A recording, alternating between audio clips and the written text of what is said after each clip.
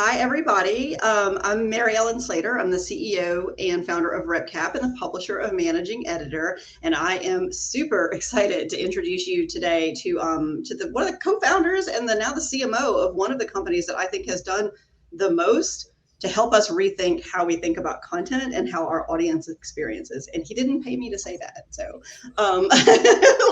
So, Randy, we got Randy Frisch here today, and his talk is going to be on speed to market. Obviously he's coming from Uberflip. He's got lots of good stuff to say about content experience. But one of the things that I'm really excited about right now is thinking about how we can do what we do and be more nimble and more agile. And in fact, that's one of the things that you've been called to do. I think that you're going to find Randy's perspective on this especially helpful. And so I'm just going to let you take it from here, man. I'm looking forward to hearing what you have to say. Awesome, Miriam. Thanks so much. And I'm so excited even just to be in an event that's live. There's so many of these that are recorded right now. So I'm excited to have nothing but one shot like I have on stage usually. The one thing I will deal with is I'm kind of losing my voice. So I won't be drinking some of the stuff behind me. That's a real background. This is my home office. But I may have to grab a tea drink every once in a while as we get through this. And we're going to power through. I mean, this topic is all about speed. So I want to get right to what we're going to hit on today. It's the importance of speed in how we go to market, but also how we execute our marketing as marketers. And the team at Managing Editor told me everything I need to know about the audience that we have today. A lot of you are content marketers. A lot of you are journalists that have crossed over. A lot of you are trying to figure out how to leverage the content that you have in better ways to ultimately drive impact. And I know almost 3 out of 4 of you perhaps are coming from a B2B arm, but we'll touch on how this impacts B2B and B2C. Now, before I get going, I got to thank the team at Prezi. They always make me look so good because I only have to be in this small little corner and they make everything else look pretty around me. So kudos to them for helping me build out this deck into this format. All right, so let's talk about this idea of speed to market. And to do so, I'm going to start off with an analogy of speed at the market. Now, a different type of market than we think about as marketers. We've all been here, right? We get to the grocery store and we ultimately fill our cart. We get to that checkout line. We've got this decision to make. And my mind goes in wild places very quickly. One of the decisions I'm always trying to decide is, do I want to go to that left-hand side to the lane checkout? Where in that case, I'm kind of at the mercy of a great frontline worker, but I'm also at the mercy of that person who's going to pay with pennies. You can see all the things that go through my mind here. It's a little overwhelming. On the other side, I see that self-checkout and it looks kind of fun to me, right? This isn't 5-10 years ago where that tech was so unreliable and we're scanning and we need help all the time. I mean, I kind of want this. And as much as I deliberate this, I can tell you that I often go to that right side. And I go there more than anything because I want control. Right? It's that element of control that we want, and it's that element of control that lets us do things quickly. And with that in mind, I want to talk a little bit about this mindset around speed and why it's important. We're going to do so under 2 different lenses today. The first one, as you can see, is within your business. And the second is our businesses exist at the end of the day for our customers, for our buyers, as we're going to refer to them a little bit as we go through here. All right. So with that said, let's jump into the first bucket here, which is looking at speed from the perspective of why it matters for your business. And I want to introduce you to this concept. I talk a lot on my team, as was mentioned by Mary Ellen. I'm the CMO at Uberflip, so I've got a marketing team. And I often stress this idea of we've got to get out to market quickly, right? We can't wait. And let me show you this idea that I talk to my team a lot. It's this idea of a launch gap. Now you can see it kind of being overlaid here. We've got 2 axes. We've got relevance and time. And ultimately, when we put a campaign out in the market, that can be an email, that can be a webinar, that can be a big press release that we're trying to get out there. It can be any form of content, any form of marketing campaign. It can even be a direct mail play. I know some of you are content marketers, but we're involved in all of these different executions. When we do that, we're really trying to optimize, and we're trying to optimize for the most opportunity. When you think about it, along this time continuum, we're going to have the most opportunity when it's highly relevant right at the beginning. And as a result, what we're trying to do is get our campaign out in market to maximize the space in that triangle, if you will. Now, to do that, naturally, we've got to hit some sort of target launch date. And as we already said, this is really hard sometimes, right? Different priorities getting in our way. just an overwhelming feeling. The next project is all of a sudden put on us before we're finished that last one. And as a result, for one reason or another, our target launch date, where we're trying to maximize this engagement and pipeline, often turns into this idea of an actual launch. Now, that delta that you can see there between the dark blue and that teal is what I refer to as this launch gap. And what happens in that launch gap is we're giving way to other threats that can grab that market share from us and our go-to-market strategy. And we think about it, first off, without a doubt, we have this risk of lacking market authority. This is my nice, kind way of saying your competitors are beating you to the punch, right? They're getting out there in a timely manner. They're shaping what your audience is looking for and what they're thinking about. All right, as we go through here, by the way, please feel free to throw anything in the chat. I already see Mary Ellen's done so. Throw anything in that chat as you're engaging. I'll try and hit it as we go or at the end. All right, the second element here is when we miss getting to market, we miss pipeline, we miss targets. Right? As content creators, as content contributors, as curators within our organization, it's on us to ensure that we can hit those pipelines. And a miss this quarter of a launch can impact pipeline and can impact revenue targets in the quarters ahead. The last one, really important, especially in the last couple of years amid this pandemic that we've been in, is the reality that a lot of us haven't been able to grow. So we need to rely on our existing customer base. And if we don't get updated new campaigns and messaging out to them, we may lose that renewal. We may lose those opportunities to work with them. So let's talk about how we avoid this terrible launch gap, because none of us want it. We want to be ahead of everything that's coming our way as a team. We're going to look at two ways to do though. The first is being the guide, and the second is embracing tech. All right. Don't start with technology. Start always with great people, great process. So let's go into that a little bit. One of the things that we have to be aware of, and I'm always very careful about using this word guide versus control. A lot of us are like, oh, I want to control the buyer journey. We got to be aware that we cannot control anything. We need to simply guide, and whether it's marketing, sales, or success. And when you think about this as an organization, how do you guide that buyer who ultimately is the one in control, right? And that's the part we have to realize here. You can see this research here from Gartner, and this looks, you've probably seen versions of this before that talks more around content, and it talks about the number of pieces of content that they've done before they speak to an actual sales rep. This looks more at the entire buyer journey, which I think we have to be doing as marketers, because now more than ever, people are only speaking to your sales team about 18% of that time. And that means to me that I want to gain, let's call it 12% of that time for the buyer with my sales team, right? Because I look at it that way. There's always going to be at least one other company in the room. So if I can get at least 50%, if not 2/3, as I told you, then I simply have to do the same thing with that percentage of research. And that means that I've got to start presenting the right content to the right buyer at the right time. Now, let's get to that tech part that I hit on next. Once we have that mindset, once we have that content, there's a lot of different ways that we can go about doing this. And I'm going to give you a high level, and we'll get into tech a little bit later in a couple of different ways. But I want to really push you to think about how you get started. And then ultimately, as I say, how do you kick ass, right? Now, you can see with my two little images on the side, I mean, don't get me wrong. A lot of content writers here, I'm sure. There's something very nostalgic about writing on a typewriter. But when we want to get things done efficiently at scale, we're using that laptop on the right. Now, you can see here as we look at different things that we have in our organizations, I love a lot of these things that allow me to get by. A spreadsheet, research, you get the ideas here.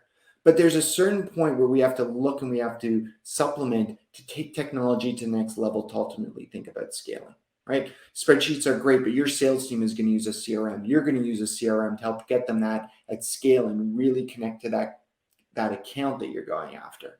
As we look at things like Gmail, sales reps love Gmail, but at some point you're going to need something perhaps like a sales loft or an outreach. And even with the CMS, we'll talk about, obviously this is near and dear to my heart. We use a CMS on my team, of course. We use WordPress, but there's certain things that the CMS just isn't cut for, right? Whether you've got Adobe AEM, whatever the case. And at that point, you need something more like a content experience platform. We'll hit on how that comes into play with some of the examples. Now let's take another step back though. All right, before we get into some of these examples, we need a good framework to think about what we're trying to do as marketers. And as I said, ultimately, we're trying to guide that customer journey. As we look to guide the customer journey, I'm going to do one of these water breaks. Thanks for being so accommodating, everyone. As we're looking to guide this customer journey, as marketers, the first thing that we need to do, in my mind, is we need to leverage the data that we have at our fingertips, right? I'm going to get into a little bit more of the weeds of what I mean here. But the next step from there is once we have that data, once we understand who's going to buy from us or who should buy from us, then we got to find the right channels to go and engage them. Now, the last step that a lot of people don't think about is if I grab their attention on the right channel, where am I going to send them to?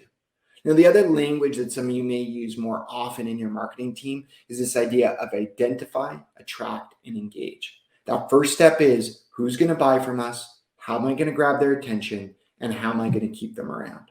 So let's layer into this a little bit of that. That first step, as we said, is which accounts. And we're looking at this right now from an ABM perspective. I'm sure a lot of you have heard the ABM buzzword. I'm not going to go in detail and define it, but this is about account-based marketing. Even if you're not there yet, the mindset of account-based marketing really is a more personalized, direct approach. So we can use that in any strategy, whether you're in B2B, B2C, doesn't really matter. So that first element is who are the accounts that should be buying from us? Now, there's a lot of great tech out there. I'm not going to highlight which ones are my favorite here, but there's a lot of value in understanding who are the buyers that are most interested in what you have to offer. And we can do that through a lot of persona research. We can also supplement technology to help us scale that.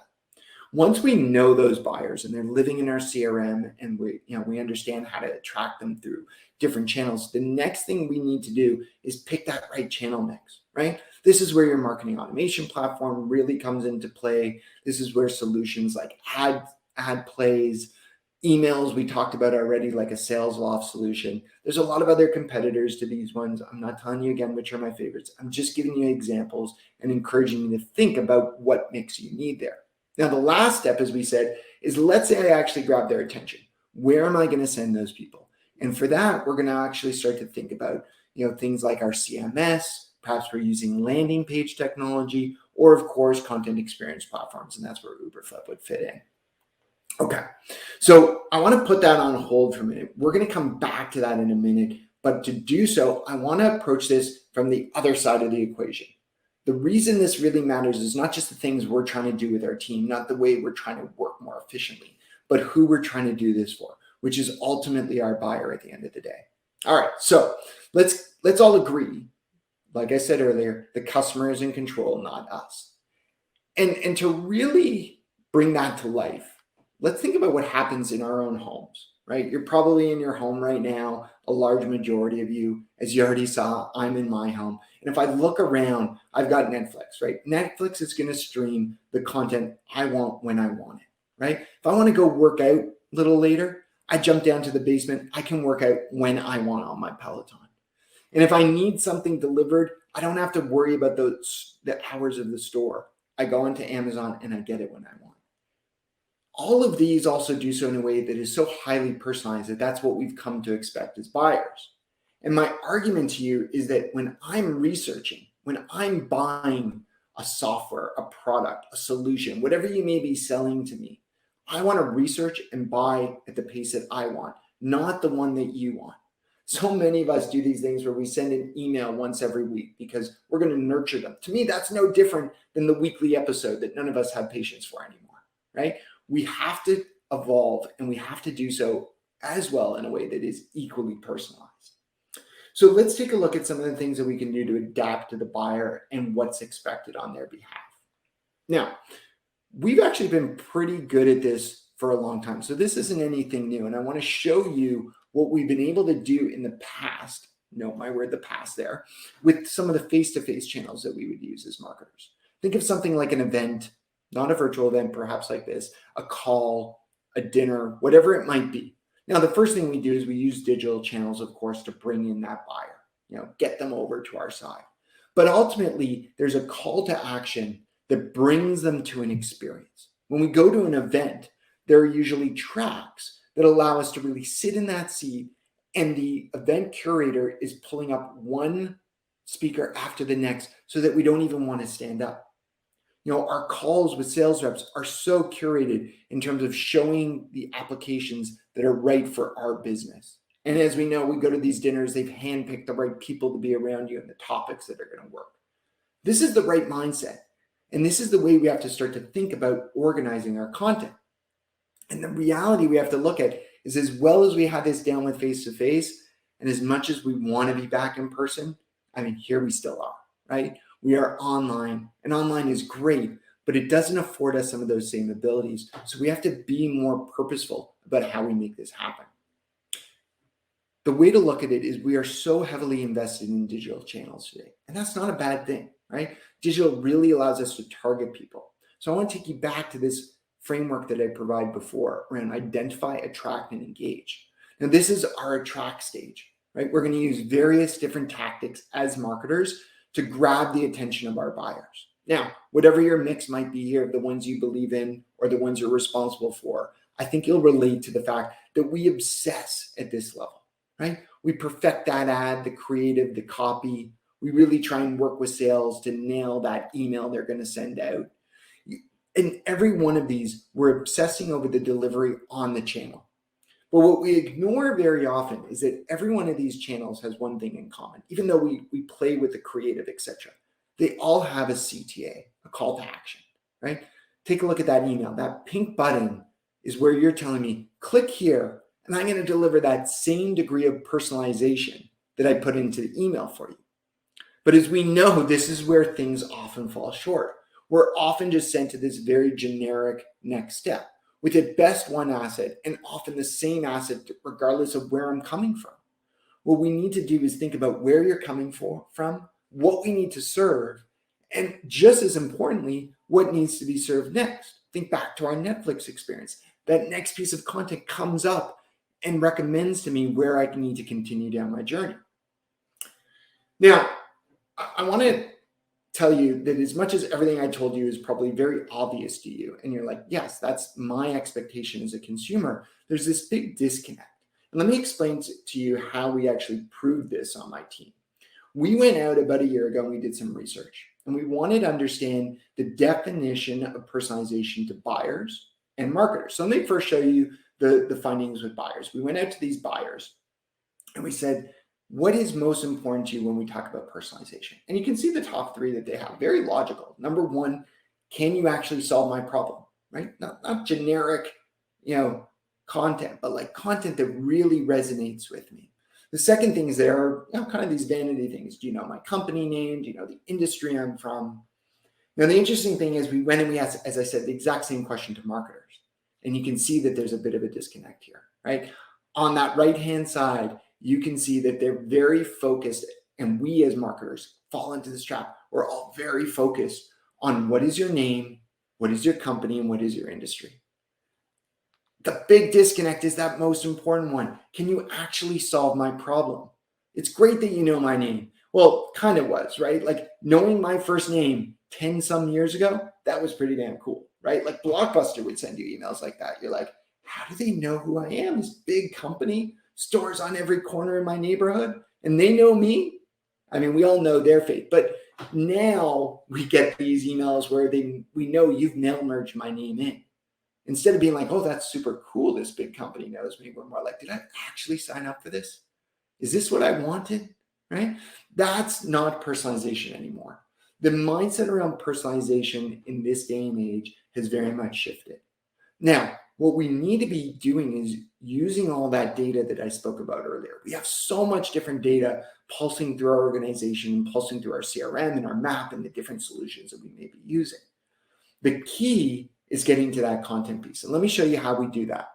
Now, this is the average type of campaign that someone may go execute.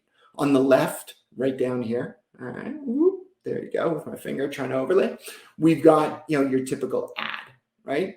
This ad may be served through a platform like a 6 Sense or a Terminus or just some sort of ad solution you may have. And on the right, you have this experience that we're ultimately leading people to when they click on that ad. Now, these are the things that we can do today.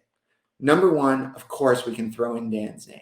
And Dan kind of feels like this is semi-cool. We can throw in his title, we can throw in the company and the industry. But as you know, those are the things that they expected.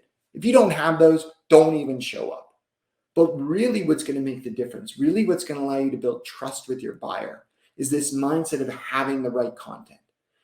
What we can actually do is ensure the right content is served to the right buyers. And when we show that, we build this trust. And all of these elements are personalized. But to me, the most important element is that one at the bottom.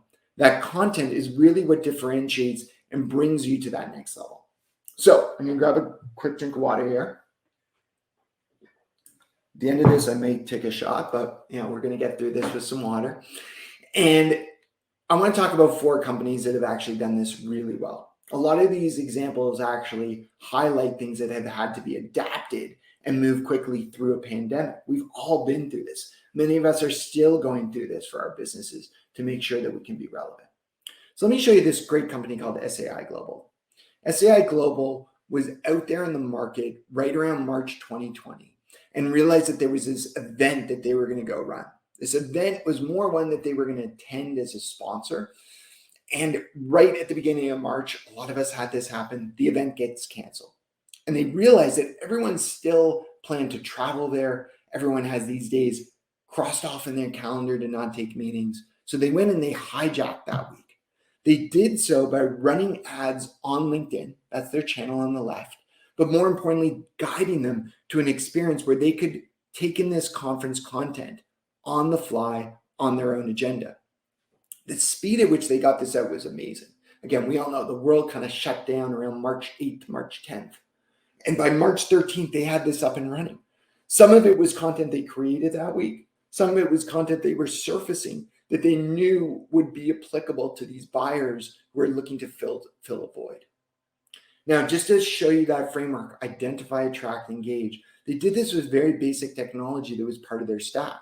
You can see they were able to identify people with solutions like Bombora on the market, use ads like you see with this one on LinkedIn. There were emails obviously being sent to, and ultimately we got to partner with them on that right-hand side to deliver these experiences in moments. Another really cool one, Medtronic.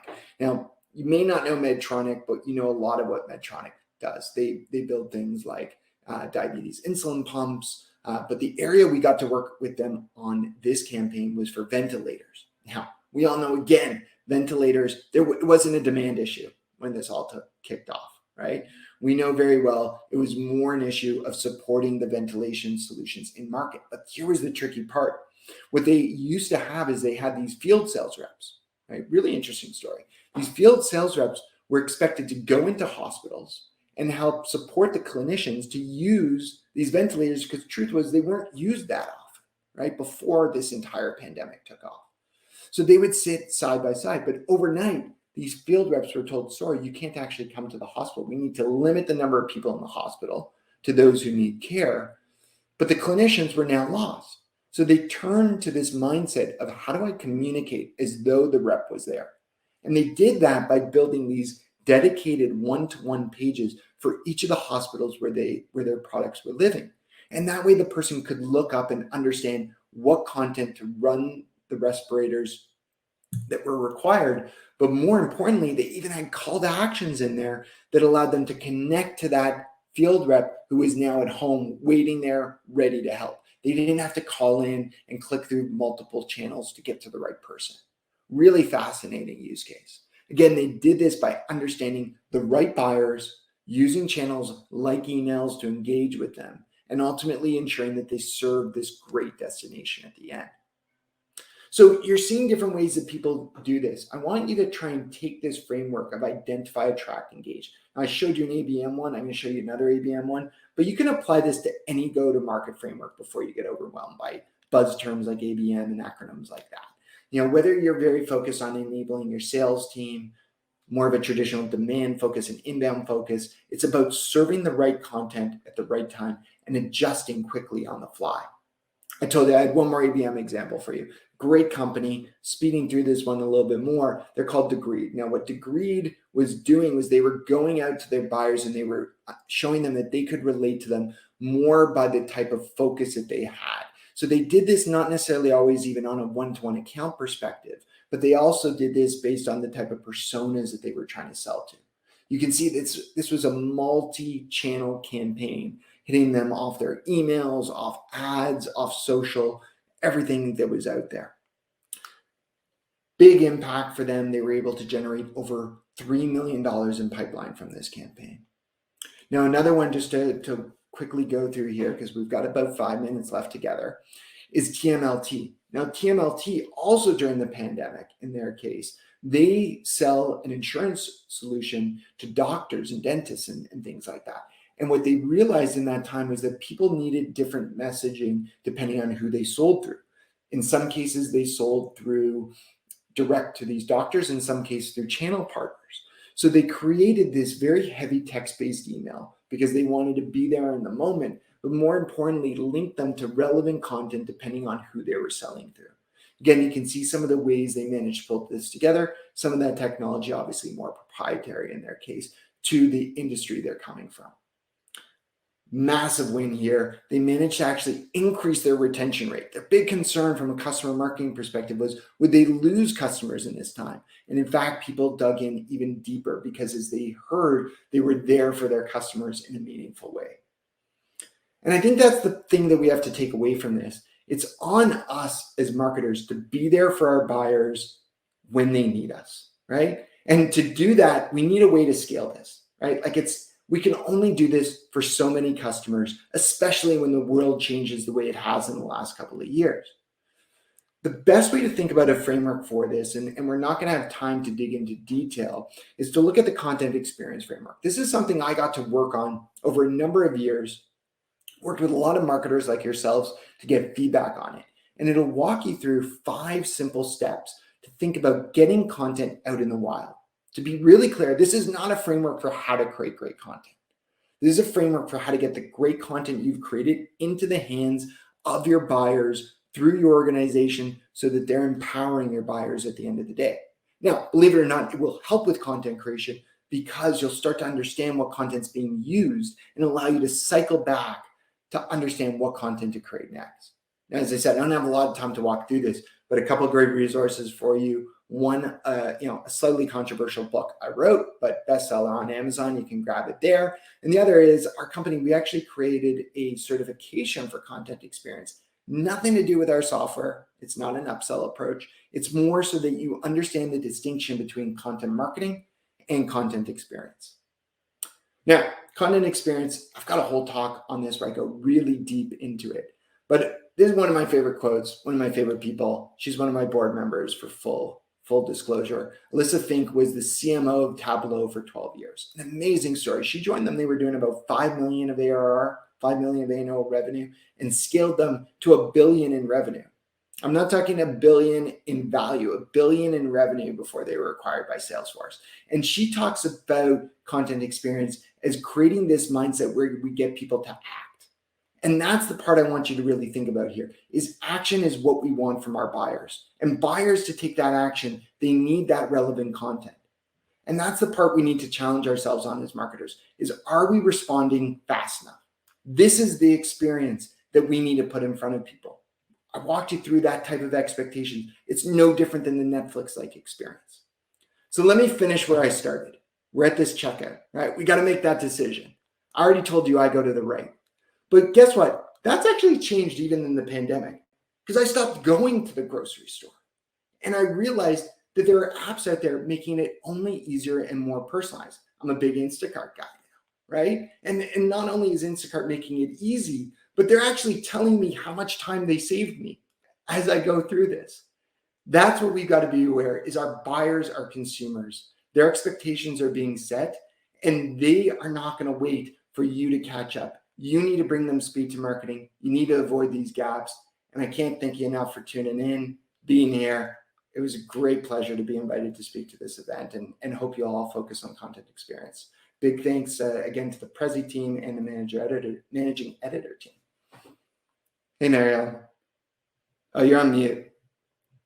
I knew that was going to happen. All right. I was going to say thank you. Because in my mind, you're actually always like this. Are you always like this?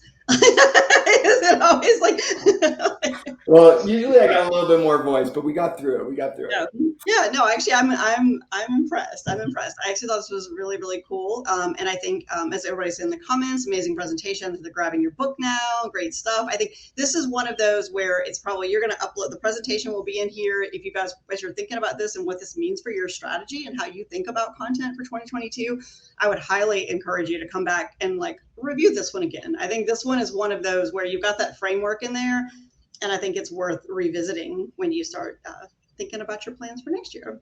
So, all right. Well, thank you, Randy. And now we're going to all head over and listen to Tom talking to Kelly Butler from Business Solver. Awesome. Thanks, Thanks, everyone. y'all. Thanks for having me, Bye. and thanks for the nice comments.